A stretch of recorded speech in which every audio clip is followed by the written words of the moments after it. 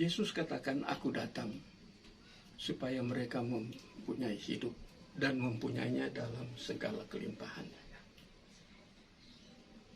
Kalimat-kalimat Yesus ini adalah kalimat-kalimat yang sifatnya unik. Unik itu artinya satu-satunya.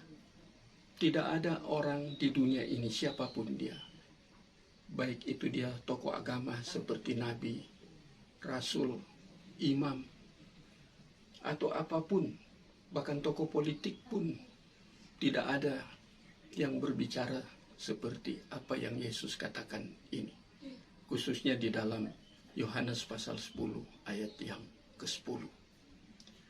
Aku datang supaya mereka mempunyai hidup dan mempunyainya dalam segala kelimpahan. Kalimat ini bukan hanya unik, tapi kalimat ini juga bersifat eksklusif. Artinya kalimat ini hanya diucapkan oleh satu pribadi, yaitu Yesus. Dan kalimat ini disampaikan ketika ia sedang berinkarnasi. Yang pertama dia katakan aku.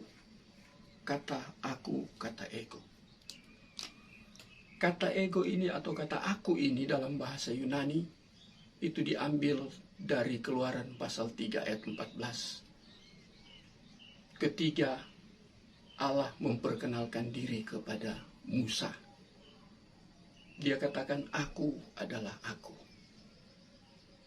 Kata ini, yaitu kata di dalam Yohanes pasal 10 ayat 10 diambil dari Keluaran pasal 3 ayat 14 ini. Jadi Yesus sudah ada di dalam perjanjian lama, khususnya pada zaman Musa. Yesus katakan, aku datang. Dan kemudian kata aku ini ditulis oleh Yohanes, Rasul Yohanes, sebanyak 7 kali. Itu ada kata dalam bahasa Yunani, ego eimi, aku adalah. Aku adalah roti. Aku adalah terang. Aku adalah sumber kehidupan. Dan lain-lain. Ada 7 perkataan tentang aku adalah di dalam Yohanes pasal yang ke-7. Kata ini memperlihatkan tentang siapa Yesus. Tentang eksistensi Yesus. Satu kali ketika Yesus ada bersama-sama dengan muridnya, dia bertanya kepada murid-muridnya, siapakah aku? Dia ingin mencoba murid-muridnya, apakah mereka mengenal dia atau tidak. Karena dia sudah hidup bersama-sama dengan mereka. Mereka mengikutinya dan mereka melihat begitu banyak apa yang dilakukan oleh Yesus ketika dia sedang berinkarnasi. Murid-murid melihat bagaimana cara dia hidup. Murid-murid melihat cara dia melayani, cara dia mengajar yang begitu mengagumkan. Kini tiba saatnya dia tanyakan kepada murid-muridnya, menurut kamu siapakah aku? Ada yang katakan dia seorang nabi, seorang tokoh yang penting di dalam agama Yahudi. Karena murid-muridnya latar belakangnya orang-orang Yahudi. Tetapi kemudian semua jawaban itu tidak tepat. Tiba-tiba Simon Petrus kemudian katakan, engkau adalah Mesias. Yesus bertanya tadi, siapakah aku? Jawaban murid-murid yang lain salah. Hanya yang benar yaitu Simon Petrus. Dia katakan, engkaulah Mesias, anak Allah. Di situ kemudian Yesus katakan, berbahagialah. Berbahagialah Simon Petrus yang bisa mengenal Yesus. Dan Yesus katakan berbahagia. Allah adalah Makarios. Ini artinya Yesus sedang menggambarkan atau mendeskripsikan orang yang mengenal pribadi Yesus dengan tepat adalah orang yang berbahagia. Makarios. Dan kebahagiaan ini bukan kebahagiaan yang bersifat sementara. Makarios ini bukan bersifat sementara. Makarios ini tidak berhubungan dengan hal-hal yang bersifat materi. Makarios ini tidak berhubungan dengan status sosial. Makarios ini tidak berhubungan dengan jabatan di dalam pekerjaan. Makarios ini tidak berhubungan dengan strata di dalam pendidikan. Tetapi makarios ini berhubungan dengan pengenalan kepada Kristus. Kata mengenal. Kata mengenal di sini ada dua. Satu mengenal deskriptif tentang realitas atau disebut oida. Artinya mengenal secara doktrin atau ajaran. Dan yang kedua kata mengenal itu kata ginosko. Artinya mengenal dengan intim. Bukan hanya mengenal perkenalan biasa, tetapi orang yang dikenal kemudian itu menjadi sangat dekat, sangat intim. Itu kata mengenal. Jadi Simon mengenal Yesus, yaitu Yesus Mesias Anak Allah. Simon tepat. Dan mengapa Simon bisa mengenal Yesus? Yesus sendiri kemudian mengatakan, "Berbahagialah engkau Simon Makarios, karena bukan Allah yang menyatakan." Yesus katakan bukan manusia yang menyatakan, melainkan Allah. Jadi kata ini, kata menyatakan di sini itu mengungkapkan tentang sesuatu yang disingkapkan, sesuatu yang dibukakan, sehingga bisa mengenal. Kalau tidak disingkapkan, tidak dibukakan, tidak mungkin Simon mengenal Yesus itu adalah Mesias Anak Allah. Tetapi Simon berkata dengan tepat karena Allah yang menyatakan. Simon membuat pernyataan berdasarkan penyataan. Ingat baik-baik, Simon bisa mengenal Yesus oleh karena penyataan Bapa. Karena saat itu Yesus sedang berinkarnasi. Bapa yang menyatakannya, artinya Bapa yang membukakannya, Bapa yang menyingkapkannya. Kalau tidak Bapa bekerja di dalam diri Simon, membuat Simon bisa mengenal dengan intim siapa Yesus. Itu sesuatu yang sangat membahagiakan. Makarios, kebahagiaan karena pengenalan kepada Kristus. Itu berdasarkan penyataan yang kemudian memunculkan pernyataan. Ini dua hal yang berbeda, yaitu orang bisa menyatakan karena dia mengalami penyataan Allah. Simon membuat pernyataan, engkau Mesias Anak Allah. Tetapi mengapa Simon mampu mengatakan engkau Mesias Anak Allah?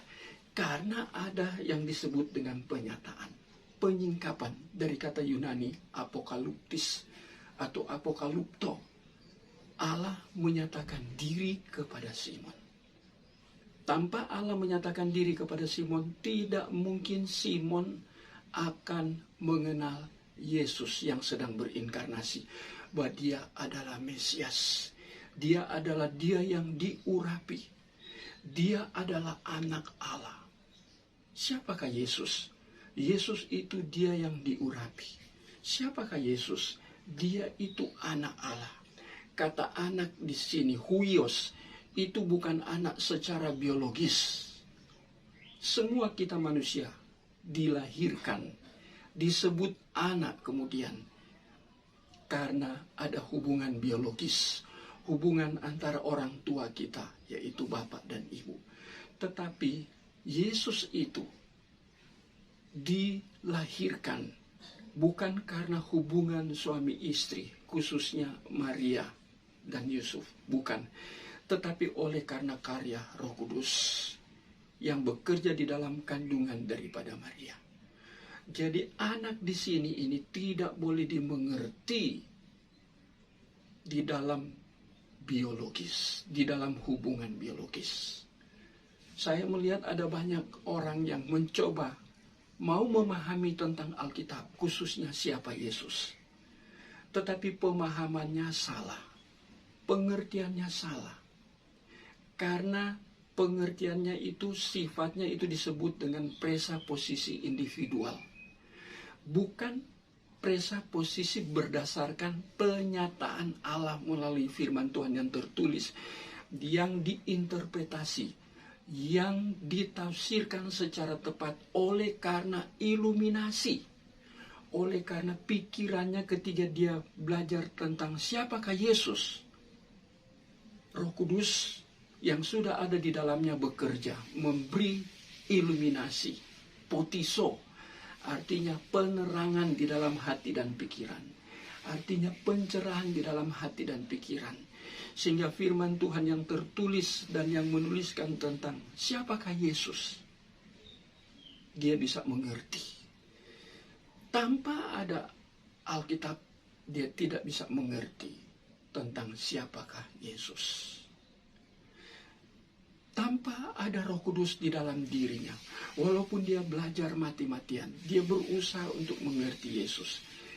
Karena Roh Kudus tidak memberikan iluminasi, pencerahan hati, pencerahan pikiran, memberikan penerangan kepada hati dan pikiran, dia tidak mungkin akan mengerti. Ada banyak orang di luar sana yang bukan beragama Kristen. Mereka mencoba untuk mengerti siapakah Yesus. Mereka membaca Alkitab, mereka menyelidiki Alkitab, tetapi ketika mereka ingin memahami Yesus, mereka menggunakan yang disebut dengan presaposisi individual. Presaposisi dari dalam diri mereka sendiri. Bukan presaposisi Alkitab berdasarkan iluminasi atau potiso. Sehingga mereka mengatakan bahwa Yesus itu dihasilkan oleh karena hubungan biologis.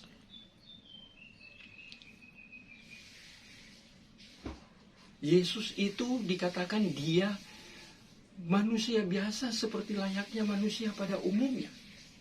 Mereka keliru. Siapakah Yesus? Mereka tidak pernah mengerti. Tapi mereka berargumentasi. Mereka malah membantah tentang siapakah Yesus yang sesuai dengan firman Tuhan. Karena mereka tidak dipimpin oleh Roh Kudus. Karena di dalam diri mereka tidak ada Roh Kudus. Sehingga tidak ada penyataan. Di dalam mereka memberikan pernyataan. Pernyataan yang mereka berikan bukan berdasarkan penyataan Allah. Atau iluminasi dari Roh Kudus. Bukan potiso. Tetapi berdasarkan kemampuan dari dalam diri sendiri. Itu namanya presaposisi individual. Bukan presaposisi Alkitab, bukan presaposisi yang dibangun berdasarkan iluminasi, potiso, pencerahan hati dan pencerahan pikiran. Makanya mereka ketika mereka mau coba untuk mengkritisi tentang siapa Yesus dalam Alkitab, mereka membaca Alkitab tapi mereka tidak pernah mengerti. Bahkan mereka mungkin mencoba melihat dari bahasa aslinya, khususnya Perjanjian Baru dari bahasa Yunani, tentang anak huios, tapi mereka tidak mengerti karena mereka tidak mengerti sesuai dengan apa yang sebenarnya dikatakan Alkitab. Mereka hanya memasukkan pikiran mereka sendiri, presaposisi individual ke dalam Alkitab untuk mengerti Yesus. Itulah sebabnya kita kembali ke Yohanes 10 ayat 10. Yesus katakan, akulah. Itu menunjukkan siapakah dia. Itu menunjukkan tentang eksistensi Yesus, siapakah dia. Itu hal yang pertama. Hal yang kedua, Yesus katakan, aku datang. Wah, ini kalimat yang juga kata datang ini kata yang sangat penting. Kata datang yang diucapkan Yesus adalah kata yang unik. Kata datang yang diucapkan Yesus adalah kata yang bersifat eksklusif. Karena menunjukkan dari mana ia. Menunjukkan ketika ia berinkarnasi, ia datang dari mana? Yesus datang berinkarnasi. Tapi sebelum Yesus berinkarnasi, dia itu dari mana? Dia datang dari mana? Berinkarnasi artinya Yesus datang ke dalam dunia sebagai manusia. Itu yang dikatakan di dalam Yohanes pasal 1. Firman menjadi. Pada mulanya adalah firman. Firman itu bersama-sama dengan Allah. Yohanes 1 ayat 1. Dan firman itu adalah Allah. Kemudian ayat yang ke-14. Firman itu telah menjadi manusia. Firman yang tadinya bersama-sama dengan Allah. Allah ada di mana? Allah ada di sorga. Allah ada di tempat yang kekal. Firman itu ada bersama-sama dengan Allah, berarti firman itu ada di tempat kekal. Dan yang berada di tempat yang kekal itu hanya Allah, tidak ada yang lain. Pada mulanya, beginning, arche. Kata mula di sini artinya kata mula di sini menekankan tentang permulaan, tetapi di luar sejarah. Di luar sejarah dunia ini. Berarti mula ini di dalam kekekalan. Itulah sebabnya Yesus dikatakan Alfa dan Omega. Yesus itu Alfa dan Omega. Dia adalah awal, dia adalah akhir. Awal dan akhir bukan di dalam sejarah kehidupan manusia, bukan di dalam dunia ini, tetapi Yesus datang dari luar sejarah. Kita seluruh manusia, siapapun kita, tokoh agama apapun, orang yang sehebat apapun, kita hidup di dalam sejarah yang terbatas. Tetapi Yesus itu katakan, aku datang. Kata datang itu menunjukkan dia dari mana. Dia itu firman datang dari sorga, tempat yang kekal. Dan yang di sorga itu hanya Allah, tidak ada orang lain. Tidak ada satu ciptaan pun di sorga. Hanya Allah Tritunggal, Bapa, Anak, yaitu Tuhan Yesus Kristus dan Roh Kudus. Hanya 3 pribadi itu, kemudian ada malaikat-malaikat. Tapi malaikat diciptakan. Malaikat bukan Allah. Malaikat adalah ciptaan. Mereka juga ada di sorga. Tetapi Tritunggal ini, yaitu Bapa, Anak, dan Roh Kudus, ada di sorga. Yang datang ke dalam dunia berinkarnasi, menjadi manusia, menjadi Adam kedua, kata Rasul Paulus di dalam di dalam 1 Korintus pasal 45 ayat 15, pasal 15 ayat 45 sampai 47. Adam akhir atau Adam kedua yang menunjuk kepada Yesus. Itu artinya Yesus datang sebagai manusia. Dia yang tadinya Allah, dia kemudian ambil rupa manusia, morfe dikatakan di dalam Filipi pasal yang kedua. Di dalam rupa Allah, rupa morfe, setara dengan Allah. Seperti Allah, dan memang dia adalah Allah. Dan kemudian Allah datang ke dalam dunia dalam rupa manusia. Saudara, Allah bisa jadi apapun. Kita lihat di dalam perjanjian lama, Allah itu kemudian seperti semak belukar. Tapi dia bukan semak belukar. Allah itu tiang api dan tiang awan. Dia hadir, artinya dia hadir di dalam tiang api dan tiang awan. Dia juga bisa hadir di semak belukar ketika berjumpa dengan Musa. Ketika memimpin bangsa Israel keluar dari Mesir menuju Kanaan, dia jadi tiang awan. Dia menjadi tiang api. Pada pagi hari dia menjadi tiang awan sepanjang siang. Pada malam hari dia menjadi tiang api.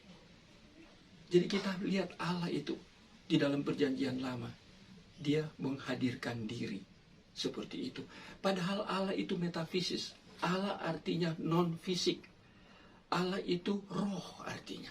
Non-fisik itu artinya roh. Roh itu sifatnya kekal. Allah itu kekal, dia pencipta. Sekarang yang berinkarnasi, yaitu bukan pribadi Bapa, bukan pribadi Roh Kudus yang menjadi manusia, tetapi yang kedua yaitu pribadi Yesus. Makanya dia katakan Yohanes 10 ayat 10, aku datang. Aku datang. Dia datang dari sorga, dia Allah. Sehingga dalam diri pribadi Yesus ini ada dua hakikat, ada dua natur, yaitu Allah dan manusia. Kemudian dia katakan hal yang kedua, yaitu aku datang. Aku datang supaya mereka mempunyai hidup. Aku datang supaya mereka mempunyai hidup. Kalau Yesus tidak datang ke dalam dunia, dan kalau Yesus tidak memberi, artinya give, memberi, menganugerahkan hidup kepada orang yang masih hidup. Jadi saya harus berhati-hati di sini. Memberi hidup kepada orang yang masih hidup. Mengapa harus memberi hidup kepada orang yang masih hidup? Karena orang yang masih hidup, menurut Alkitab, manusia yang masih hidup. Tapi ketika manusia belum diselamatkan oleh karya Yesus, itu artinya manusia itu hidup secara bios, secara natural, secara alamiah.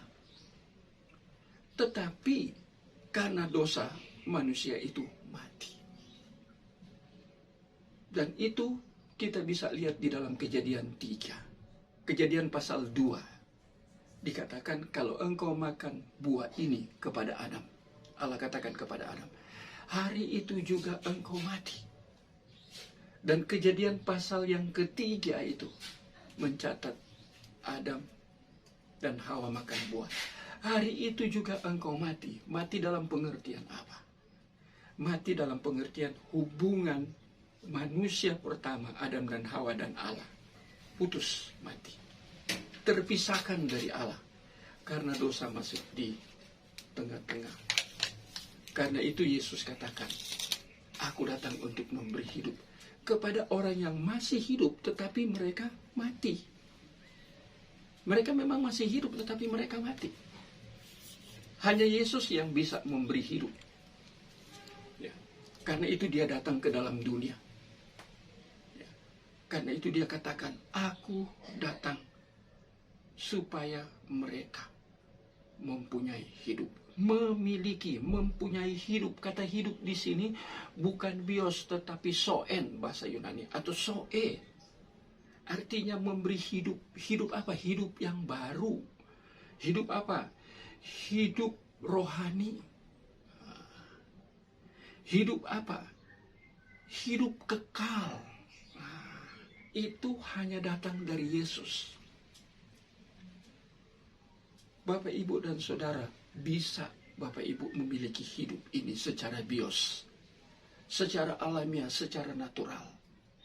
Tetapi apa artinya kalau Bapak, Ibu di dalam hidup yang secara natural, secara alamiah, memiliki segala sesuatu di dalam kehidupan. Apapun Bapak, Ibu miliki, kekayaan, jabatan, ya, status sosial, Bapak, Ibu dipuji-puji orang. Banyak orang mengidolakan Bapak Ibu. Mungkin juga orangnya memang ganteng atau cantik secara fisik, punya karisma, punya wibawa.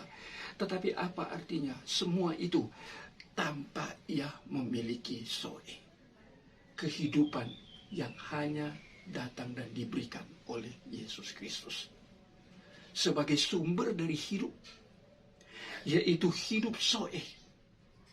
Yesus itu sumber daripada kehidupan, yaitu kehidupan soe.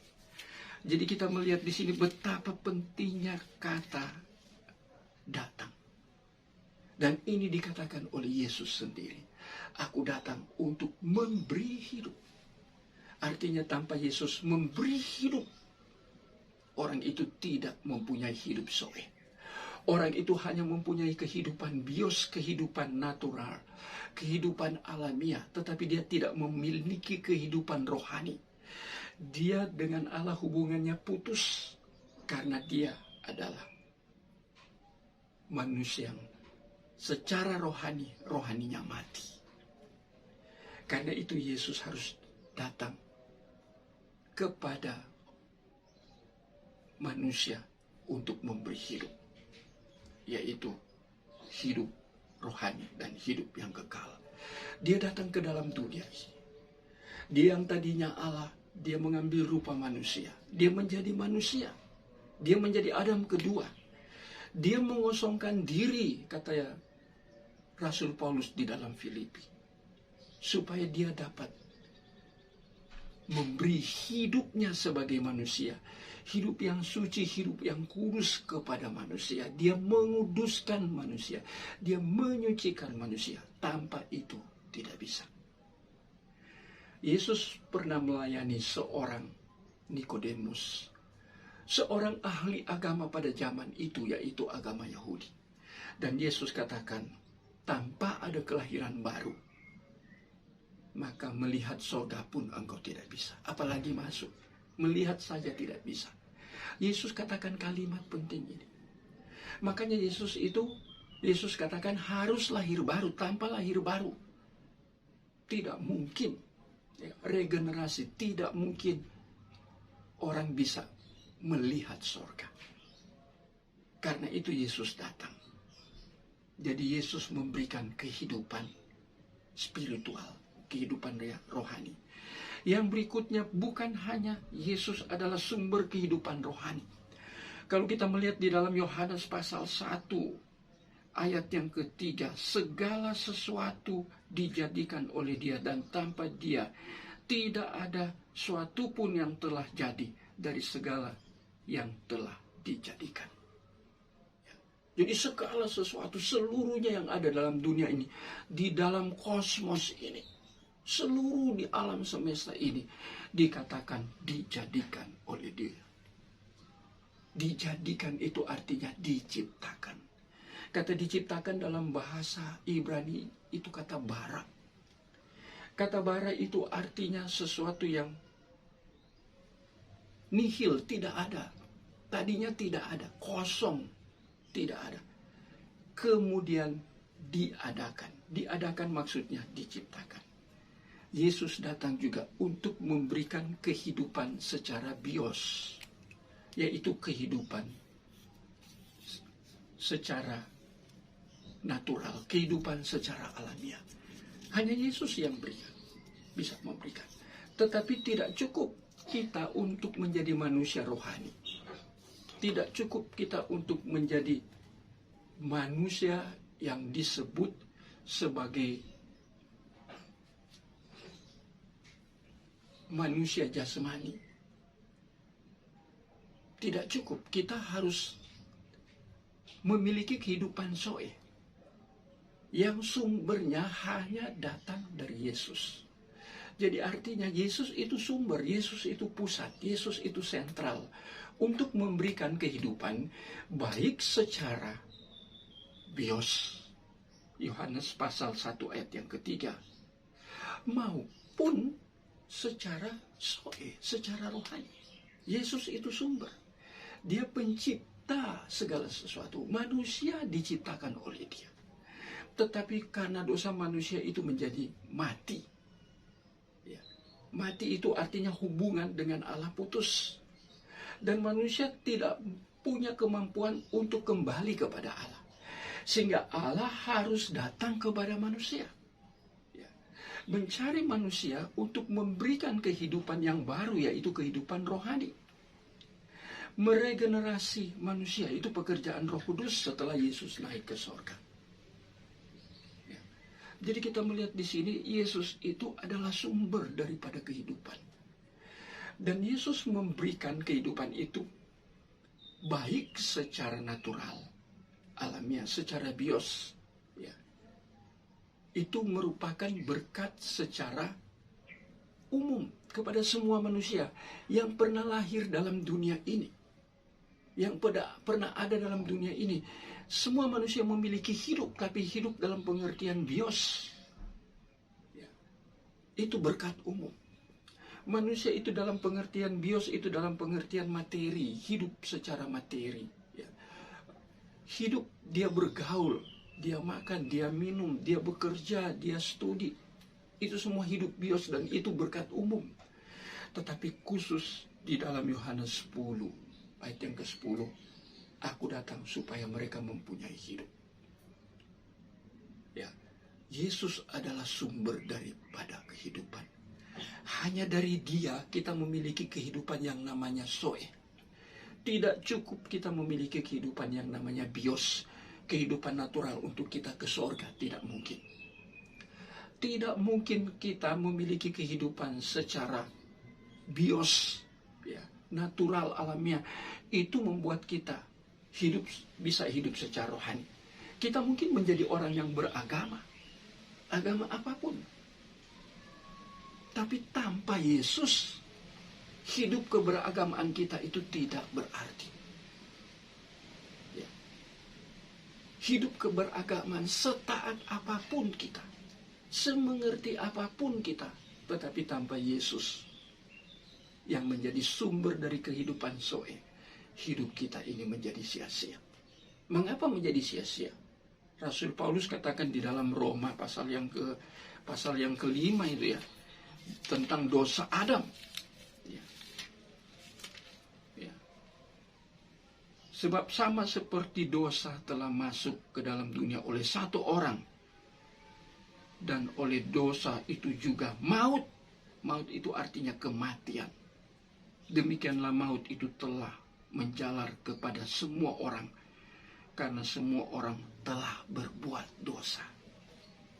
Jadi semua manusia dalam dunia ini butuh kehidupan dari Yesus. Bukan kehidupan seperti pada umumnya di dalam Yohanes pasal yang ke-1 ayat yang ke-3, yaitu hidup yang diciptakan. Ya, hidup secara natural, ya, secara bios. Tetapi manusia membutuhkan kehidupan secara zoe, kehidupan rohani, spiritual. Manusia membutuhkan kehidupan bukan hanya secara fisik, tapi rohaninya harus dibangun. Ya. Manusia membutuhkan bukan hanya beragama, tetapi tanpa Yesus. Termasuk beragama Kristen tetapi tanpa Yesus. Ya. Sia-sia agama atau kekristenanmu kalau engkau hanya menjadi orang Kristen tetapi tanpa Yesus. Jadi kita melihat di sini Paulus mengatakan bahwa dosa telah masuk ke dalam dunia ini oleh satu orang, yaitu Adam. Ya, Adam, satu orang. Dan oleh dosa itu juga maut, kematian. Jadi orang yang masih hidup di dalam dosa, walaupun dia hidup secara bios, dia sebenarnya mati secara rohani. Ya. Dia bisa pergi menikmati kehidupan ini, pergi berekreasi, pergi kemanapun, menjadi orang yang diidolakan, menjadi artis, menjadi apapun. Tetapi dia hidup di dalam maut. Hidup di dalam dosa, dan dosa itu maut. Ya. Dan maut itu dikatakan oleh Paulus dalam Roma 5 ayat yang ke-12. Maut itu telah menjalar ke semua orang tanpa terkecuali. Makanya di dalam Mazmur pasal yang ke-51, Daud katakan ya, sejak dalam kandungan aku dikandung di dalam dosa. Artinya sejak dalam kandungan sudah dosa. Bukan lahir kemudian berdosa, berbuat dosa. Sejak dalam kandungan. Ini dosa yang disebut di sini adalah dosa keturunan. Keturunan apa? Adam, satu orang. Dan Daud bilang sejak dalam kandungan. Artinya semua manusia ini sudah mati. Makanya Yesus datang. Datang untuk apa? Spesial. Datang untuk memberikan hidup. Nabi tidak datang untuk memberikan hidup. Rasul sehebat apapun rasul itu, dipercaya sebanyak orang apapun, dia tidak bisa memberikan hidup. Nabi, rasul, tokoh-tokoh agama, dia hanya berdiri mewakili.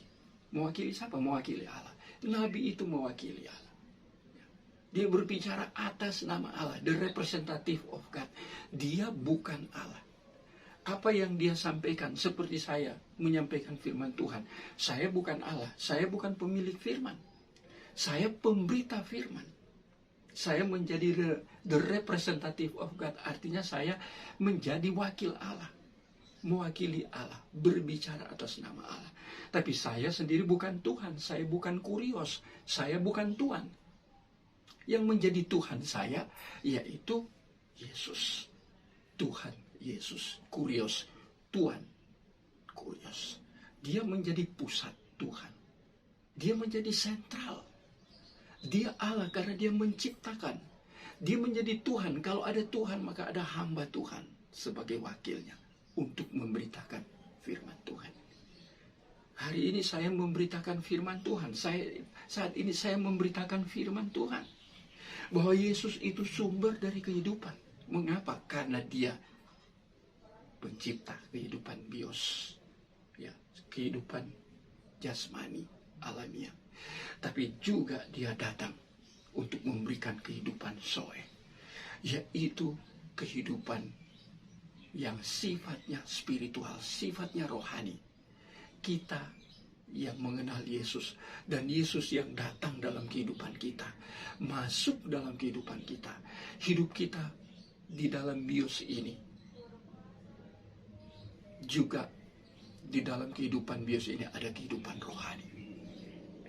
Jadi kita lihat yang mana kita mau tekankan. Kadang orang sibuk mengurus kehidupan biosnya, kehidupan jasmaninya, kehidupan alamiahnya.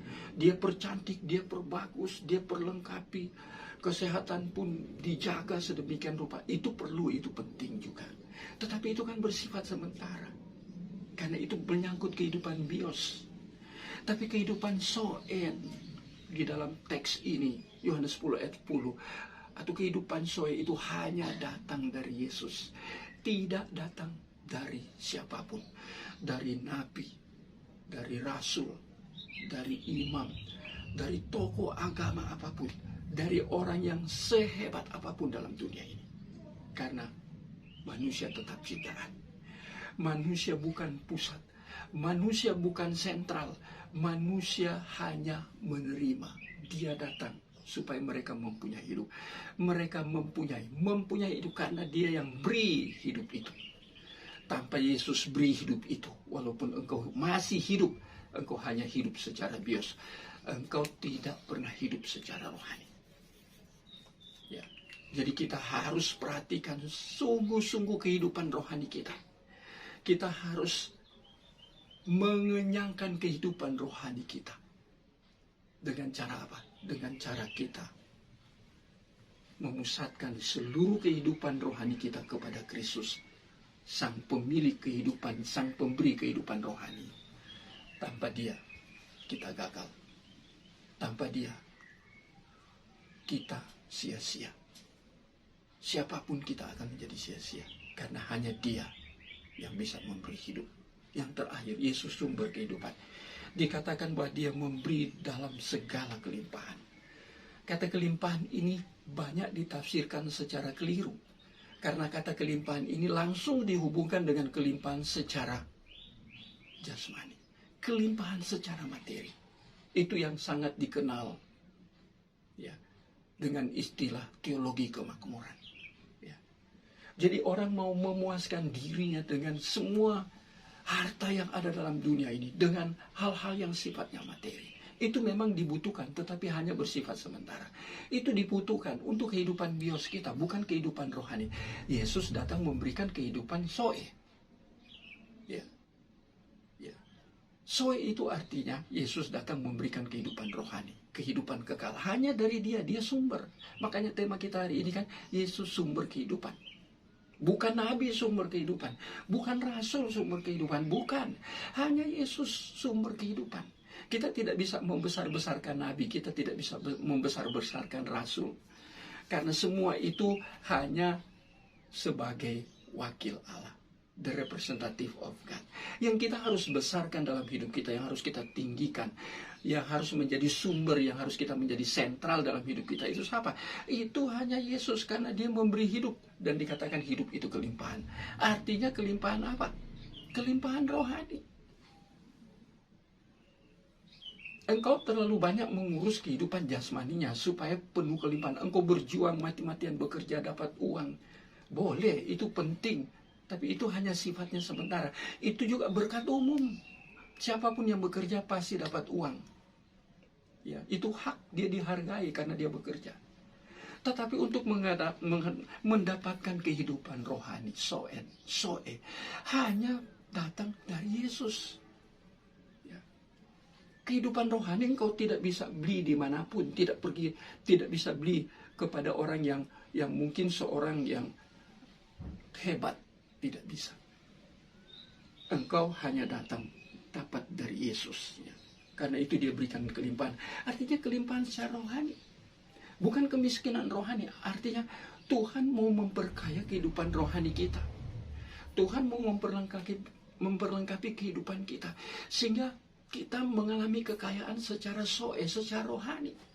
Kita mengerti tentang kehendak Tuhan. Kita kaya dengan kehendak Tuhan. Memahami secara tepat, secara akurat apa yang Tuhan kehendaki. Dan kehidupan kelimpahan itu berpusat dari Yesus melalui firman Tuhan.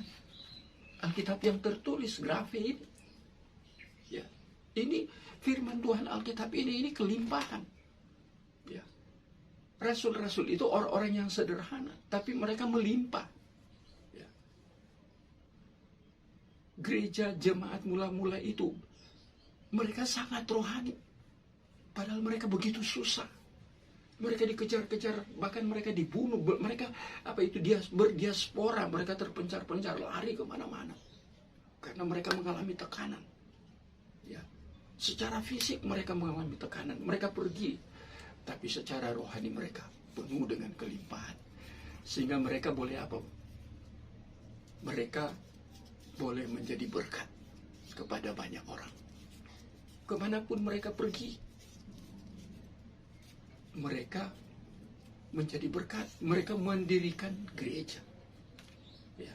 Itu yang disebut dalam Kisah Rasul. Itu Kisah Rasul terkenal dengan home church, gereja-gereja rumah. Dimanapun mereka pergi. Karena mereka penuh kelimpahan. Melimpah itu artinya bukan hanya cukup, tapi lebih dari cukup, melimpah. Ya.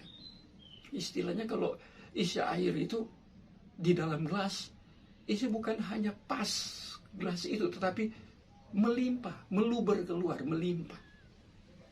Yesus ingin supaya kehidupan rohani kita melimpah. Pemahaman-pemahaman kita tentang firman Tuhan secara akurat itu melimpah. Itu yang Yesus katakan, aku datang untuk memberi hidup. Dan hidup itu di dalam kelimpahan. Ya. Mempunyainya dalam segala kelimpahan.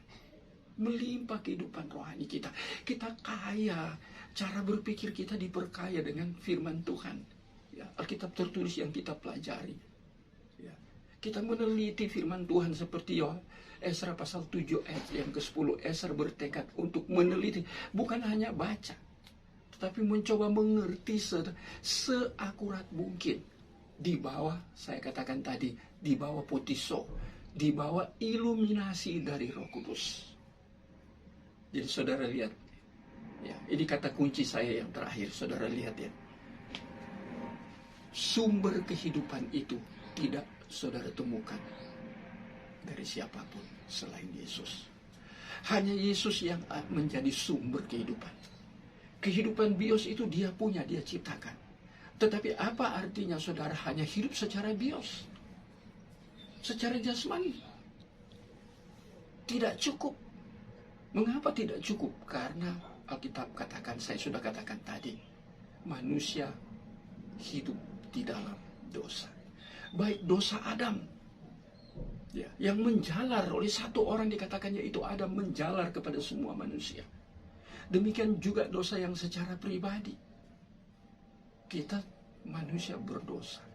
Nah, untuk menolong menyelamatkan kita, Yesus juga yang adalah sumber kehidupan kehidupan rohani, kehidupan spiritual.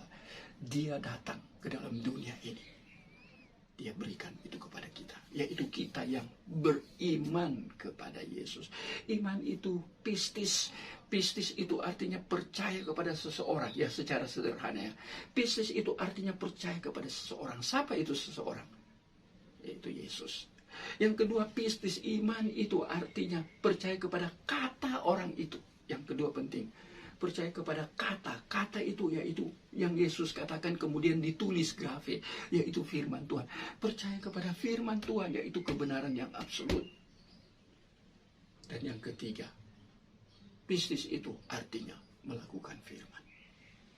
Melakukan firman, menerapkan firman yang kita telah selidiki, kita telah pelajari, kita gumuli untuk kita berusaha untuk melakukan firman.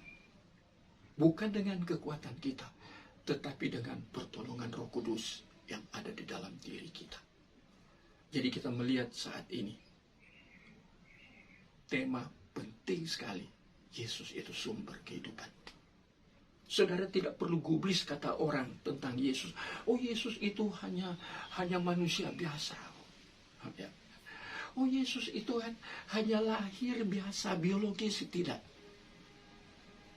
Ya. Tidak seperti itu. Yesus itu pribadi yang sangat unik. Ya. Apa yang Yesus katakan? Perkataan-perkataan ini, Yohanes 10 ayat 10.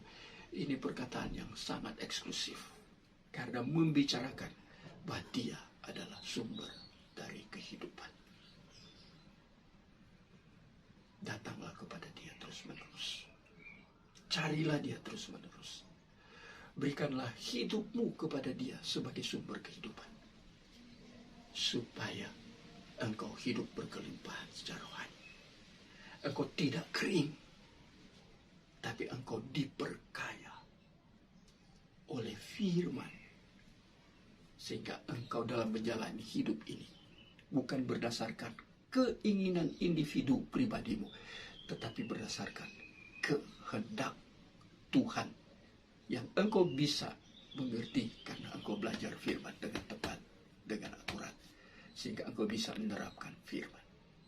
Itulah hidup yang berpusat dari Yesus, dan dia beri kepada engkau untuk berlimpah-limpah.